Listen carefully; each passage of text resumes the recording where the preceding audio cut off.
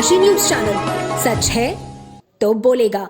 वाराणसी के कचहरी परिसर में मंगलवार को बड़ा गांव थाने के दरोगा मिथिलेश कुमार प्रजापति के साथ हुई मारपीट की घटना ने अब तुल पकड़ लिया है। गुरुवार को पीड़ित दरोगा की पत्नी अनीता अपने परिजनों के साथ पुलिस कमिश्नरेट कार्यालय पहुंची और पुलिस आयुक्त मोहित अग्रवाल से मुलाकात कर न्याय की मांग की। इस घटना ने पुलिस कर्मियों की सुरक्षा पर गंभीर सवाल खड़े कर दिए हैं। पीड़िता अनीता ने बताया कि मंगलवार को जब उनके पति मिथिलेश कचहरी परिसर पहुंचे तो एक व्यक्ति ने उनसे पूछा, आप कहां से आए हैं? मिथिलेश ने जवाब दिया कि उनकी तैनाती बड़गांव थाने पर है। तभी एक अधिवक्ता ने उनकी नेम प्लेट पढ़ते हुए कहा, काम खत्म करके आइए, हम लोग इंतजार कर रहे हैं। अनीता के मुताबिक उनके पति को आभास हो गया था कि कुछ अनहोनी होने वाली है। उन्होंने तुरंत खुद को एक कमरे में बंद कर लिया और कई लोगों, जिसमें कुछ पुलिसकर्मी भी शामिल थे, को फोन कर संभावित खतरे की सूचना दी, लेकिन समय पर कोई मदद नहीं मिली और यह गंभीर मारपीट की घटना घट गई। पुलिस कमिश्नरेट पहुंची अनीता ने भावुक होते हुए कहा कि उनके पति रोजाना अपनी जान जोखिम में डालकर ड्यूटी करते हैं, लेकिन अगर वर्दीधारी पुलिसकर्मी ही सुरक्षित नहीं है तो आम नागरिकों की सुरक्षा कैसे होगी। परिवार ने मांग की कि हमले में शामिल सभी आरोपियों की जल्द से जल्द गिरफ्तारी हो और इस मामले में कड़ी कार्रवाई की जाए। पुलिस आयुक्त मोहित अग्रवाल ने बताया कि इस प्रकरण में कार्रवाई शुरू कर दी गई है। उन्होंने कहा, सीसीटीवी फुटेज और सॉफ्टवेयर की मदद से आरोपियों की पहचान की जा रही है। बार काउंसिल ने 11 सदस्यीय टीम बनाई है जो असामाजिक तत्वों को चिन्हित करने में पुलिस की सहायता कर रही है। आयुक्त ने यह भी बताया कि घायल दरोगा मिथिलेश कुमार को अस्पताल से डिस्चार्ज कर दिया गया है और उनकी हालत अब स्थिर है। उन्होंने पीड़ित परिवार को आश्वासन दिया कि पूरा पुलिस विभाग उनके साथ खड़ा है और दोषियों के खिलाफ सख्त कार्रवाई की जाएगी। एक दिन कचहरी में जो भी जाता है, आम आदमी हो, पुलिस वाला हो, खासकर पुलिस वालों की बात है, उसको गालियां सुनते हुए अंदर तक जाना पड़ता है। इसको भी दूर किया जाए। क्या पुलिस जो है दिन रात जो मेहनत कर रही है वो गाली सुनने के लिए आई? और दूसरी बात, सोशल मीडिया पर मेरे हस्बैंड की फोटो दिखाकर यह किया जा रहा है यही वह दरोगा है जिसके साथ जिसने ये किया वो किया, जो बिल्कुल गलत बात है। जो बिल्कुल गलत बात है, इसको सोशल मीडिया से जो भी सोशल मीडिया के लोग हैं वो इसको तुरंत अपने उससे अकाउंट से डिलीट कराएं या प्रशासन द्वारा उसको डिलीट कराया जाए, क्योंकि ये बिल्कुल गलत बात है। उनकी जिससे वो काफ़ी डिस्टर्ब हैं, वो अभी तक शांत मौन है, किसी घर वालों से बात नहीं कर रहे हैं और उन बहुत आहत। उस दिन की घटना के पहले बारे में क्या आपके हस्बैंड ने कुछ बताया है? क्या हुआ था, कैसे हुआ था, ये सब कुछ? जी, उन्होंने बताया कि वो तो एकदम टारगेट जैसे, क्योंकि कुछ दिन पहले भी थाने पे बात हुई थी तो कहा गया था कि यहाँ बड़ा गांव से जो आएगा वो पिटाएगा, कचहरी में आके देख लेंगे। तो उस दिन क्योंकि उनका कोई केस था, उसकी लास्ट डेट थी जो भी फाइल करने की, तो वो मुझसे बात हुई थी, वो बताया कि मैं वहीं जा रहा हूँ। फिर 3 घंटे बाद मुझे पता चलता है कि ये घटना हो गई है। तो वहाँ पे एक लोग थे जो उनको बुलाए और उनसे पूछा गया, वो परिचित थे शायद, वो पूछे कि भैया इस समय कहाँ पहुँचेंगे? वो बोले बड़ा गांव। जैसे ही बड़ा गांव बोले वैसे ही एक सज्जन जो भी वो गुजर रहे थे वो आके बोलते हैं, आप बड़ा गांव में? तो बोले हाँ मैं बड़ा गांव में। वो नेम प्लेट ध्यान से पढ़ते हैं और वहाँ से चले जाते हैं। चले जाने के बाद जब वो अपना ऑफिस में कागज तैयार करते रहते हैं, उसी दौरान वो आते हैं, कंधे पे फिर हाथ रखते हैं, कहते हैं दरोगा जी बाहर आइए, आपसे मिलना है। तभी उन्हें लग गया कि ये कहीं उस दिन की जो धमकी थी वो सच होने जा रही है।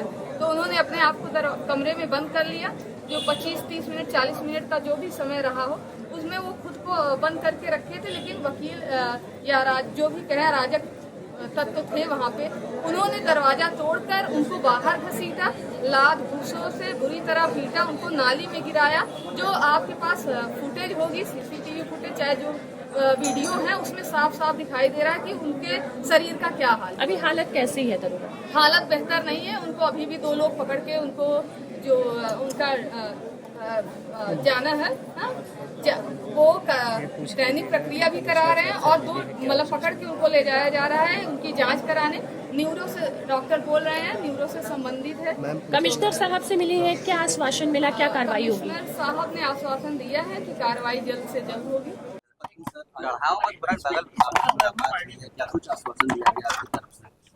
देखिए, परसों जो एक दुर्भाग्यपूर्ण घटना कचहरी में हुई थी, उसमें हमारे एक एसआई गंभीर रूप से घायल हो गए थे। उनकी पत्नी आज यहाँ पर मिलने के लिए मुझसे आई थी और इस प्रकरण में क्या कार्रवाई हो रही है इसके बारे में उनको जानकारी दी गई। उनको बताया गया कि इस प्रकरण में एफआईआर दर्ज कर ली गई है और 10 लोगों को इसमें नामजद किया गया है।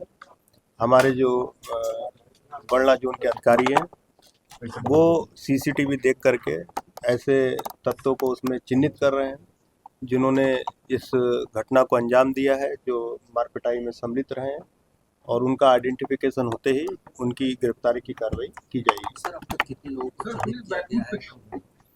देखिए, पुलिस इस प्रकरण में पूरी तरह से जो इंजर्ड परिवार है उसके साथ है, और 24 घंटे से कम समय में ही पुलिस ने पूरा मेडिकल करा के एफआईआर दर्ज करके, नामजद एफआईआर दर्ज करके, पूरा सीसीटीवी फुटेज वहां से प्राप्त करके अपनी कार्रवाई आरंभ कर दी है, और अति शीघ्र जो है इसमें आगे की कार्रवाई भी की जाएगी। सर, बार काउंसिल से उधर से कैसा सहयोग मिल रहा है सर? बार काउंसिल से देखिए, बार काउंसिल से मेरी कल भी वार्ता हुई थी, आज भी वार्ता हुई है। उनके द्वारा 11 सदस्यीय जो टीम बनाई गई है, उनके द्वारा भी यही आश्वासन दिया गया है कि ये टीम ऐसे तत्वों को चिन्हित करने में पुलिस का सहयोग करेगी जो लोग मारने में सम्मिलित रहे हैं, और वो लोग भी चाहते हैं कि ऐसे तत्वों के खिलाफ कार्रवाई हो। तो सर, अभी जो घायल दरोगा है उनकी तबीयत कैसी है सर? पुलिसकर्मी भी इस मामले में घायल हुए हैं, उनकी तबीयत कैसी है? देखिए, जो पुलिसकर्मी हमारे इसमें इंजर्ड हुए थे, एसआई मुख्य रूप से वही गंभीर रूप से इंजर्ड हुए थे, उनको हॉस्पिटल से डिस्चार्ज कर दिया गया है। वर्तमान में वो खतरे से बाहर हैं। उनकी जो अंदरूनी चोटें लगी थी उसको लेकर के वो अभी उनको बेड रेस्ट बताया गया है, और उनको जो दवाइयाँ दी गई हैं उसका वो उपभोग कर रहे हैं। जो नेम्ड एफआईआर हुआ है उसमें कितने लोगों की अभी तक शिनाख्त हो पाई? देखिए, अभी जैसा मैंने बताया, इसके लिए हमारी टीम जो है पूरी सीसीटीवी का एक सॉफ्टवेयर का प्रयोग करके उसको एनालाइज कर रही है, और उनका चिन्हीकरण किया जा रहा है कि कौन लोग उसमें मारने के एक्टिव एग्रेसिव रोल में कौन लोग हैं। ऐसे चाहे वो नामित हो या अज्ञात में हो, ऐसे सभी लोगों को चिन्हित करके उन सब पर कार्रवाई की जाएगी। पूर्वांचल की खबरों से जुड़े रहने के लिए आज ही सब्सक्राइब करें हमारा YouTube चैनल डनकाशी, और हाँ, लेटेस्ट अपडेट्स के लिए बेल आइकन को प्रेस करना ना भूलें। और आपके पास है कोई जानकारी या है कोई सूचना, तो हमारे दिए गए नंबर पर आप हमसे संपर्क कर सकते हैं।